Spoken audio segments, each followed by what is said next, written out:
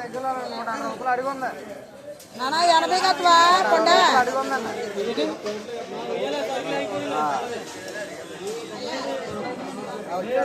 దగ్గరలో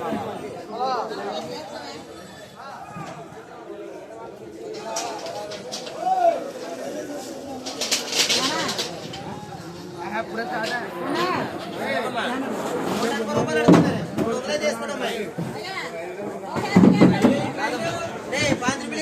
40 ठीक है मामा 40 ठीक है 40 रुपीज ठीक है लेके जा అమ్మన్నా